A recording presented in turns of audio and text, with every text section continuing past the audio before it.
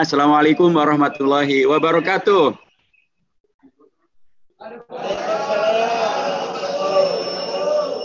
Masya Allah, semangat nih, semangat semuanya. Baik, alhamdulillahirabbil alamin. Assalatu wassalamu ala sayyidina Muhammadin asyrafil anbiya wal mursalin wa ala alihi wa sahbihi wa man tabi'ahum bi ihsanin ila yaumiddin. Amma ba'd. Yang saya hormati Bapak dan Ibu sekalian, para tokoh masyarakat di Jurangmangu, di Pondok Aren yang saya hormati, beserta Dr. Mulyanto, wakil Anda semuanya di DPR RI yang insya Allah akan selalu memperjuangkan aspirasi dari rekan-rekan semuanya. Beliau ini tokoh yang luar biasa, sangat aktif dan sangat produktif. Kalau tadi tentang Omnibus Law, itulah makanan beliau sehari-hari itu Omnibus Law, karena beliau adalah anggota panja di Omnibus Law. Jadi saya melanjutkan saja dan mungkin tidak lama karena kondisi waktu dan terutama Pak Mulyanto amat sangat dipentingkan untuk menyampaikan beragam hal yang sangat-sangat diperlukan. Pertama, saya terima kasih kepada warga di Jurangmangu dan kepada Bapak Mulyanto yang telah berkenan untuk melaksanakan kegiatan ini kerjasama dengan MPR.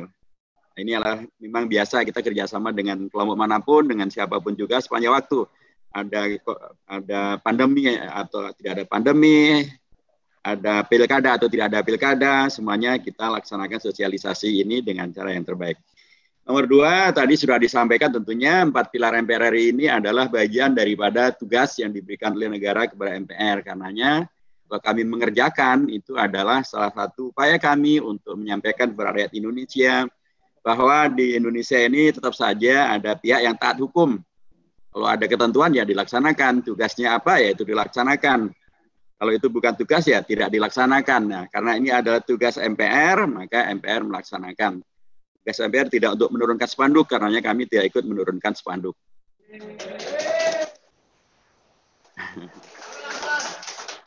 Jadi tugas kami melaksanakan sosialisasi, ya itulah yang kita kerjakan gitu ya. Jadi jangan salah nanti. Berikutnya, rekan-rekan sekalian, tentu sudah sangat difahami ya mengapa kemudian ada 4 pilar MPR RI dan kemudian mengapa kemudian disosialisasikan, karena kita semuanya cinta kepada negara kesatuan Republik Indonesia, betul kan? Negara ini, negara kesatuan Republik Indonesia ini adalah warisan perjuangan jihad, ijtihad, mujahadah, tadhiyah, musyawarah dari para bapak-bapak bangsa, baik itu yang terhimpun di dalam partai-partai nasional maupun partai-partai Islam, ormas-ormas Islam, baik itu yang dari Jawa, dari Betawi, dari Sunda, dari Sulawesi Utara, dari Manado, dari Minang, ya, Sumatera, baik itu yang Muslim maupun non-Muslim, mereka semuanya menyepakati Indonesia kita ini dasar negaranya adalah Pancasila. Pancasilanya juga Pancasila 18 Agustus, bukan Pancasila yang bisa diperas-peras menjadi Trisila atau Ekasila. Kemudian disepakati juga bahwa konstitusi kita adalah Undang-Undang Dasar 45, sekarang menjadi Undang-Undang Dasar Negara Republik Indonesia tahun 45. Bentuk negara kita adalah NKRI. Kemudian kita juga menghormati semboyan Bhinneka Tunggal Ika. Jadi ini kita sepakati untuk kemudian sekarang disegarkan kembali karena ada saja pihak yang ingin mencoba untuk menyelewengkan gitu ya, Pancasilanya diselewengkan, undang-undang dasarnya, kemudian pun juga dibuat menjadi tidak jelas bagaimana memaknai dan memahaminya. Kemudian NKRI-nya dicoba untuk sekarang ini di Papua, mereka melanjutkan ya, kelompok separatis itu melanjutkan untuk membunuhi warga sipil, termasuk juga ada TNI yang juga ditembakin, polisi juga ada ditembakin, ada juga mereka merampas senjata gitu ya, dan bahkan mereka menantang perang terhadap TNI. Nah, kita berharap agar TNI betul-betul fokus ya untuk mempertahankan NKRI dan karenanya untuk segera itu mengatasi separatis yang ada di Papua. Jadi mereka adalah OPM, Organisasi Papua Merdeka, bukan Petamburan Merdeka gitu. Jadi supaya dengan cara itu maka fokus untuk kemudian menyelamatkan NKRI itu menjadi nyata. Bhinneka Tunggal Ika juga demikian. Kita ini beragam-ragam tapi kita adalah satu juga. Ya, beragam-ragam supaya kemudian tidak ada dan tidak dibolehkan pembiaran untuk kemudian kita dibelah-belah, kita dipecah belah, ada buzzer yang dibayar gitu untuk kemudian memecah belah warga bangsa. Itu tentu tidak boleh. Ya, kita boleh ada perbedaan pilihan politik itu biasa saja, dari dulu namanya demokrasi juga begitu. Tapi jangan sampai karena perbedaan pilihan politik, kemudian setelah pemilu pun juga masih dibuat satu pengelompokan yang sangat rigid dan kemudian membelah dan kemudian menghadirkan konflik. Itu tidak sesuai dengan Pancasila, tidak sesuai dengan prinsip NKRI, tidak sesuai dengan Bhinneka Tunggal Ika, dan tidak sesuai dengan Undang-Undang Dasar 45. Jadi sosialisasi ini berharap agar kita semuanya tersegarkan kembali. Bagaimana kemudian Indonesia kita ini yang tadi warisan jihad, mujahadah, musyawarah, tadhiyah, dan hadiah daripada para tokoh-tokoh bangsa itu, agar betul-betul kita jaga. Karena Indonesia ini betul-betul adalah karunia Allah yang sangat luar biasa, sangat-sangat luar biasa. Ya. Kekayaan alamnya sangat luar biasa, posisi geografisnya juga sangat luar biasa. Banyak pihak menginginkan agar Indonesia selalu dalam posisi dijajah, ya, sehingga mudah mereka kemudian mengeruk kekayaan alam Indonesia, mudah mereka kemudian menjadikan Indonesia sebagai pasar kepentingan-kepentingan mereka, dan Indonesia dibuat untuk tetap menjadi lemah. Nah, kalau hanya begitu saja mungkin ya sekalipun kita tidak menginginkan, tapi ada yang sangat membahayakan, rekan-rekan sekalian. Mungkin kenal ya negara namanya Uni Soviet. Ya, ini negara yang dulu sangat didaya, setara dengan Amerika Serikat pada masa jayanya. Tapi negara ini adalah negara daratan, beda dengan Indonesia, negara kepulauan. Negara ini teknologi militernya atau kekuatan militernya sangat canggih gitu ya, itu setara dengan Amerika Serikat. Intelijennya juga sangat luar biasa. Ya. KGB itu amat sangat ditakuti gitu ya. Persenjataannya tadi sangat luar biasa sehingga tadi ditakuti gitu ya, dan kemudian mereka adalah negara daratan ya, sehingga kemudian mereka bisa menyatu. Tetapi ketika terjadi glasnost dan perestroika, itu kalau di Indonesia mungkin sejenis reformasi gitu ya, disampaikan oleh presidennya yang konon asalnya dari Ciamis, asalnya katanya namanya Cecep Gorbachev. Padahal sesungguhnya sih bukan ya, nama beliau adalah Mikhail Gorbachev ya. Presiden Mikhail Gorbachev menelurkan satu program glasnost dan perestroika pada tahun 1991-1992. Tapi karena negara itu sekalipun ekonominya luar biasa kuat, intelijennya kuat, militernya kuat, kemudian pun mereka hanya negara daratan yang sangat mudah disatukan. Tetapi karena ideologi negara itu dipaksakan dari luar yang bernama komunisme, Partai Komunis Rusia, Partai Komunis Uni Soviet pada waktu itu, maka ideologi ini tidak mampu untuk menahan dan mengokohkan kembali merajut kesatuan bangsa, sehingga pecahlah negara itu. Menjadi negara Rusia, menjadi negara Kazakhstan, Tajikistan, Uzbekistan, Georgia, dan lain sebagainya. Nah, tapi mereka sekalipun pecah, tidak terjadi masalah yang sangat serius. Mengapa tidak terjadi masalah sangat serius? Karena masing-masing suku masih berada di tempat mereka masing-masing. Jadi suku Rusia, dia ada di Rusia, suku Kazakh ada di Kazakhstan, suku Tajik ada di Tajikistan, suku Uzbek ada di Uzbekistan. Sehingga kalaupun pecah, mereka tidak ada konflik. Bagaimana dengan Indonesia? Kalau Indonesia sampai pecah, dan potensi untuk pecah itu lebih besar daripada yang ada di Rusia. Karena Rusia negara daratan, kita negara kepulauan, terpisah-pisah. Rusia negara ekonominya kuat, Indonesia utangnya yang kuat. Rusia negara yang militernya sangat kuat. Indonesia kemarin kan baru ramai tuh di Mata Najwa. Ternyata Bakamla, kapal-kapal perang kita itu senjatanya adalah keris. Sehingga ketika kemudian mengejar kapal perang China ya dalam tanda kutip ya tidak ditaati gitu. Dan bahkan dari Rusia dulu Indonesia pernah beli Sukhoi.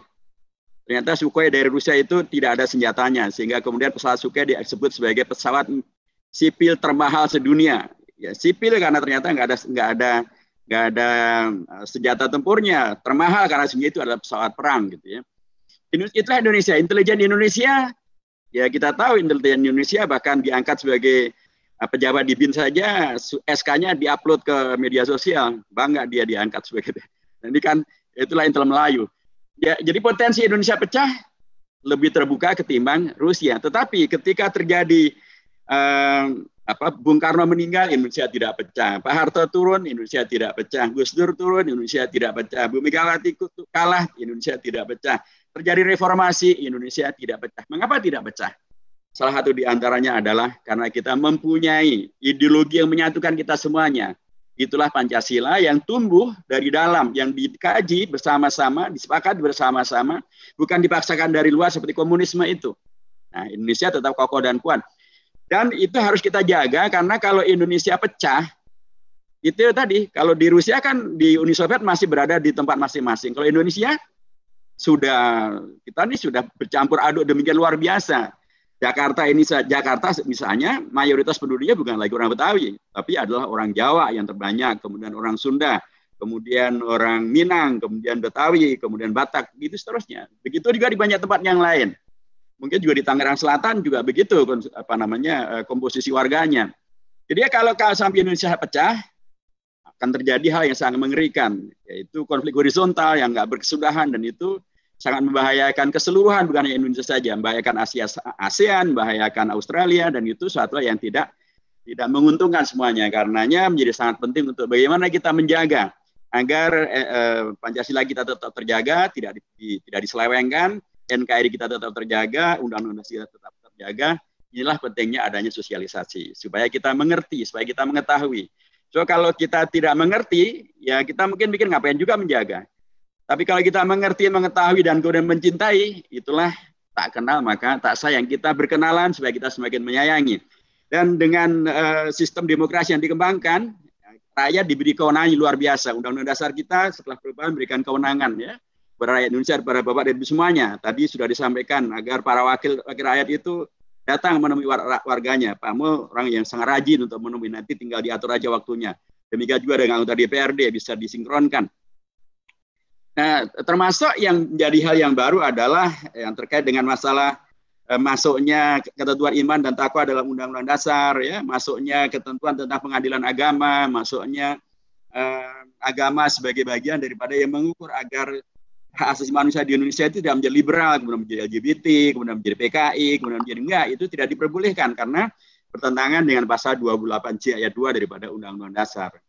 Nah, termasuk hal yang baru dalam konteks Undang-Undang Dasar kita hasil perubahan, dan itu ada tuntutan dari rekan-rekan generasi reformasi, adalah adanya pemilihan umum. Ya. Dulu pemilihan umum tidak ada dalam Undang-Undang Dasar, dulu hanya ada dalam undang-undang.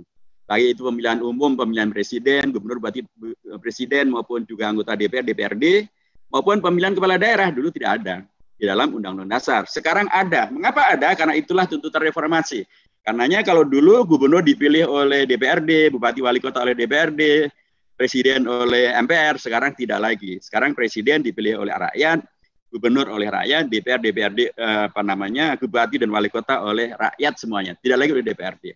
Mengapa demikian? Karena Undang-Undang Dasarnya sudah berubah. Nah, Undang-Undang Dasar kami sosialisasikan, memberikan kedaulatan pada rakyat, pada Bapak dan Ibu semuanya, untuk ikut menentukan masa depan Indonesia melalui pemilihan, melalui hak yang diberikan oleh Undang-Undang Dasar, memilih siapa presidennya, siapa gubernurnya, siapa bupati dan wali kotanya, termasuk siapa anggota DPRD atau DPR-nya. Nah, sekarang tentu saja kita sudah akan masuk kepada era pemilihan kepala daerah. Jadi sangat dipentingkan karenanya hak yang telah diberikan Undang-Undang Dasar hasil kerja keras daripada rekan-rekan generasi reformasi yang diakomodasi oleh MPR, hendaknya jangan dimubadirkan.